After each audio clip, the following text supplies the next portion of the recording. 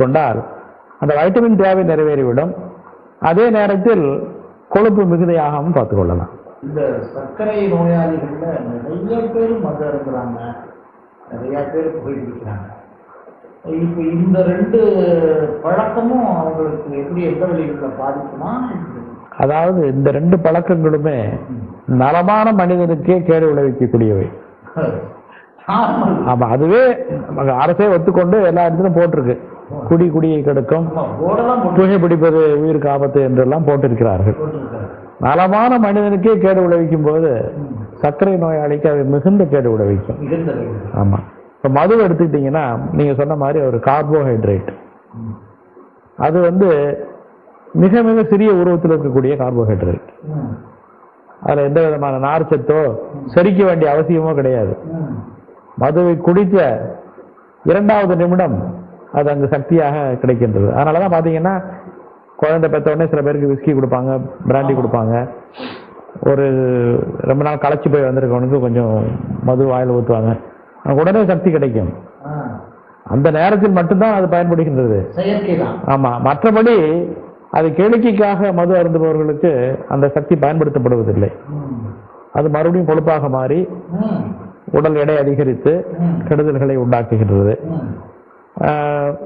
சர்க்கரை நோய் மாத்திரைகளையும் மதுவையும் சேர்த்து சாப்பிடும் பொழுது சில கெடுதல்கள் ஏற்படும். ஆமா, அதனால அந்த மாத்திரைகள் உண்பவர்கள், இன்சுலின் போட்டுக் கொள்பவர்கள் மது அருந்தினால் சர்க்கரை குறையும் நிலைக்கு தள்ளப்படுகிறார்கள். அது உயிருக்கு ஆபத்தான ஒரு நிலைமை. எனவே சர்க்கரை நோயாளிகள் முழுக்க முழுக்க மது அருந்தக்கூடாது. அதே போல புகையிலையால் பல கெடுதல்கள் இருக்கின்றன. புகையிலை, பீடி, சிகரெட் போன்ற பொருள்களால் பல கெடுதல்கள் இருக்கின்றன. எப்படின்னா, புகைப்பிடிக்கும் பொழுது நுரையீரல் பாதிக்கப்படுகின்றது, வயிற்றில் புண் ஏற்படுகின்றது. அதுக்கு அடுத்த ஸ்டெப்ல இருதய நோய், இரத்த நோய்கள் ஏற்படுகின்றன. அதுக்கு மேல போகும் பொழுது புற்றுநோய் ஏற்படுகின்றது. அதுக்கு மேல தன்னியம குறை நோய்கள் ஏற்படுகின்றன. இந்த மாதிரி பல பிரச்சனைகள் புகைப்பிடித்தலால் ஏற்படுகின்றன. எனவே இந்த பிரச்சனைகள் எல்லாமே இயற்கையாகவே சர்க்கரை நோயாளிக்கு ஏற்படும் வாய்ப்பு இருக்கு. இப்ப இரத்த நோய்கள், இருதய நோய்கள், இவையெல்லாம் சர்க்கரை நோயாளிக்கு ஏற்படுவதற்கான வாய்ப்பு மிகுதி. அதோடு அவர் புகைப்பிடித்தால் சீக்கிரமாகவே அது அவரை கொன்றுவிடும். அதே மாதிரி இந்த காஃபி டீயை பொறுத்தளவுல, காஃபி டீ அதுல இருக்கக்கூடிய கெடுதல் என்னவென்றால் அந்த கெஃபீன் என்ற ஒரு வேதியியல் பொருள். சுகரே இல்லாம குடிச்சா கூட அது கெடுதல் தான். டீயும் அதேதான். ரெண்டுலயுமே அந்த கெஃபீன்ங்கிற பொருள் இருக்கின்றது.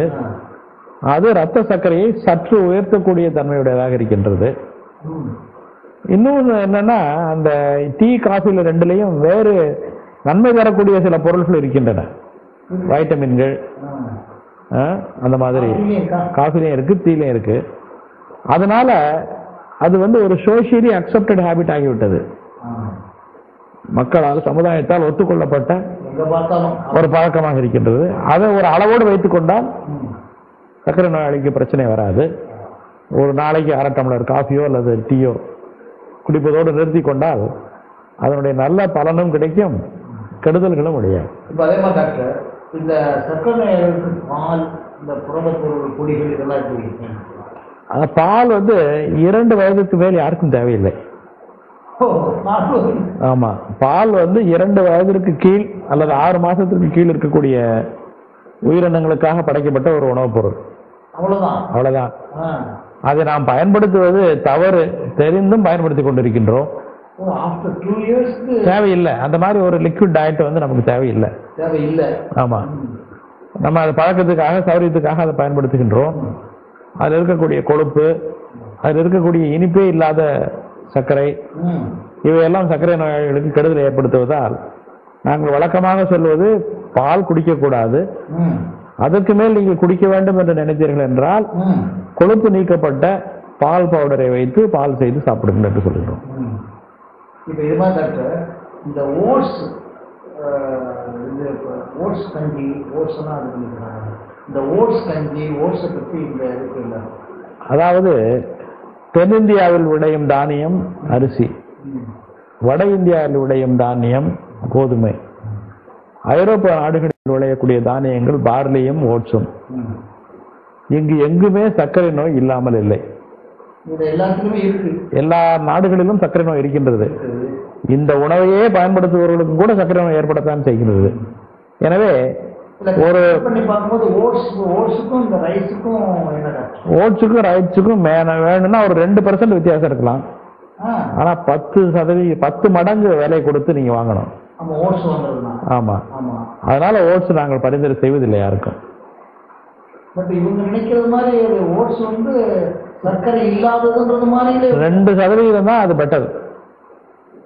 சேம் தான். ஆமா, தானியம் தான். அதுவும் தானியத்துக்குள்ள நல்லது கெட்டது எல்லாமே அதுக்கும் உண்டு. கோதுமையும் தானியம் தான். அதுவும் அதே அளவு தான். கொஞ்சம் கொஞ்சம் தான் வித்தியாசம். ரொம்ப பெருசு அப்படி இல்லை. சப்பாத்தி சாப்பிட்டால் கொஞ்சம் பசி ரொம்ப நேரத்துக்கு தாங்கும். அளவை குறைத்து சாப்பிடலாம். அதுல இருக்கக்கூடிய நார்ச்சத்து பலன் தரும் என்றதனால் அதை பண்றாங்க.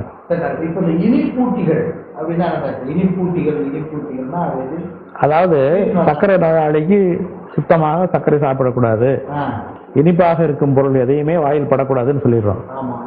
அவருக்கு அந்த சுவையை பத்தி ஒரு ஏக்கம் இருக்கும். ஆமா, அதுக்காக சில ரசாயன பொருட்கள், இனிப்பு தரக்கூடிய பொருட்கள், ரத்தத்தில் சர்க்கரையை ஏற்றாத பொருட்கள் சிலவற்றை கண்டுபிடித்து பயன்படுத்தி வருகிறார்கள். இப்போ வந்து ஜிலேபி எல்லாம் வந்து அப்படியே ஏதோ சுகரே இல்லாம. ஆமா, அதுல வந்து ஆரம்ப காலத்துல சைக்ளமேட், சோடியம் சைக்ளமேட் என்ற ஒரு பொருள் இருந்தது. அது வந்து சீனர்களால் பயன்படுத்தப்பட்ட வந்த ஒரு பொருள், அஜினமாட்டோ என்று சொல்வார்கள். அது லேசான இனிப்பு உள்ளது. அது ஒத்துக்கொண்டவர்கள் பயன்படுத்தலாம். சில பேருக்கு ஒத்துக்காது, தலைவலி வரும், வாந்தி வரும். அதனால அது இருக்கிறவர்கள் பயன்படுத்தக்கூடாது. அடுத்தாப்புல சாக்கரின் வந்தது. சாக்கரின் இனிப்பாக இருந்தாலும் ஒரு கசப்பு சுவை பின்னாடி வரும் முடிச்ச உடனே. அதனால அது கொஞ்ச நாள் அது வந்து அன்பாப்புலர் ஆகி அது போயிடுச்சு. மூன்றாவதாக வந்தது அஸ்பார்டமி என்ற ஒரு பொருள். அது 2 அமினோ அமிலங்களுடைய இணைந்த ஒரு கூட்டு. அது நல்ல இனிப்பாக இருக்கும், அந்த பின்னாடி கசப்பு சுவை வராது. இப்பொழுது இன்டர்நெட் போன்ற மீடியாக்களில் இந்த அஸ்பார்டமியை பற்றி பல செய்திகள் வருகின்றன.